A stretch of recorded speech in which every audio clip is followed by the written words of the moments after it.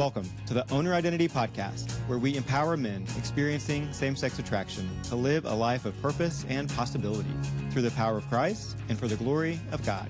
My name is Jason Meller. I am so glad you're here. Come on in, have a seat. Let's go.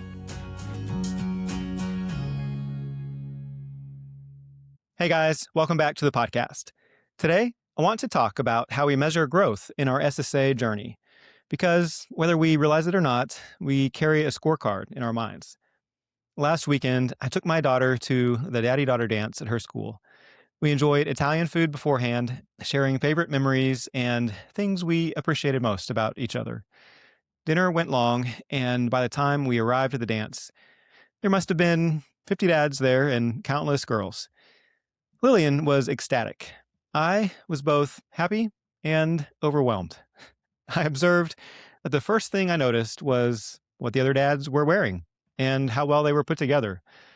Some had jeans, a cowboy hat, and a sport coat. Some were sharply dressed in three-piece suits. I was curious what brand they were. Other guys didn't seem to care that their shirt was coming untucked. Before we got lost on the dance floor, a thought came into my view. Is something wrong with me that I'm interested in what the guys are wearing? Is it just me? I observed those questions, recognized them as insecurity thoughts, and turned my attention to my daughter and our friends who were waving towards us. And maybe I do notice appearance more than most guys. But honestly, I don't need to know.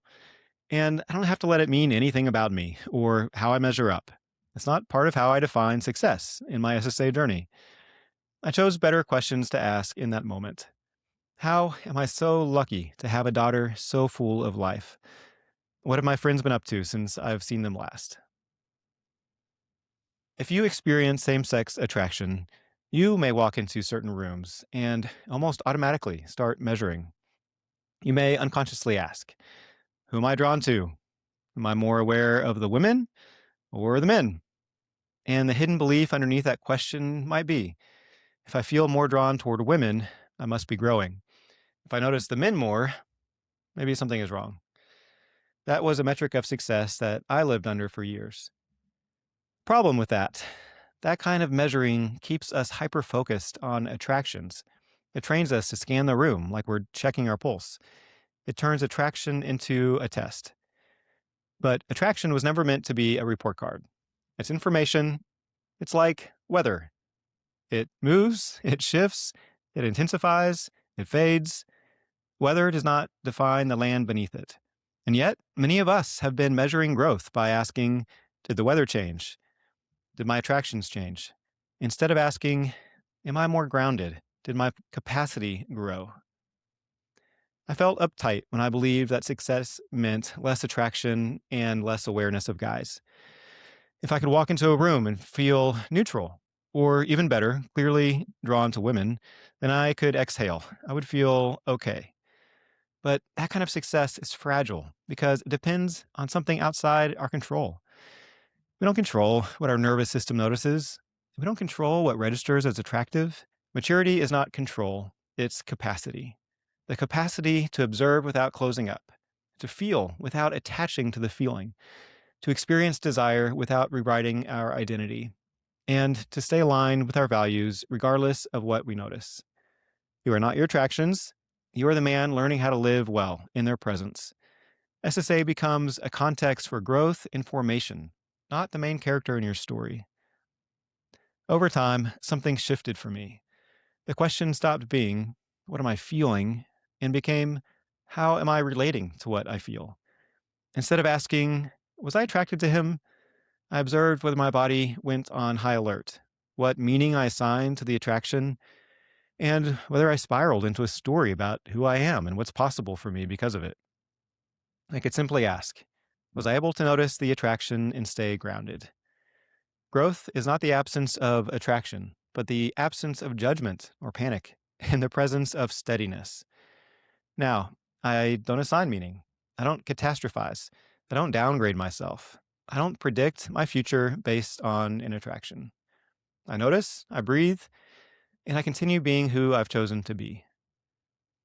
So, perhaps you've been trying to win at a game that isn't even the right game.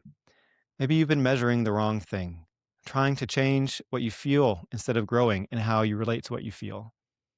I'd like you to consider growth not as erasing attraction, but as expanding your capacity to remain steady, aligned, and grounded, no matter what you feel.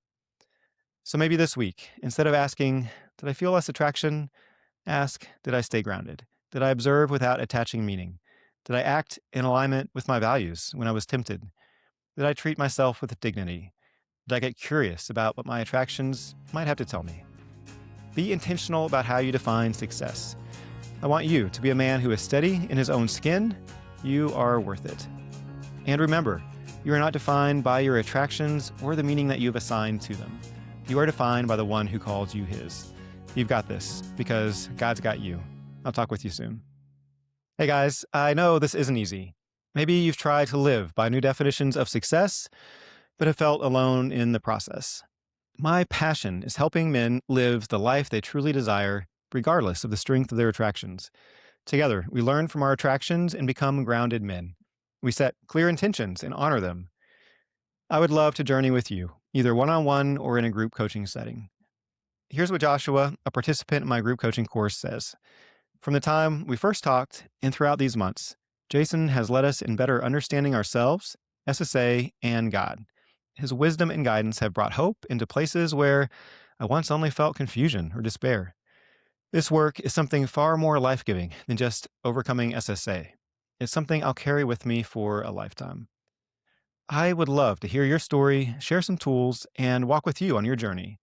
Visit ownyouridentitynow.com/discovery to book a free coaching session. Talk soon.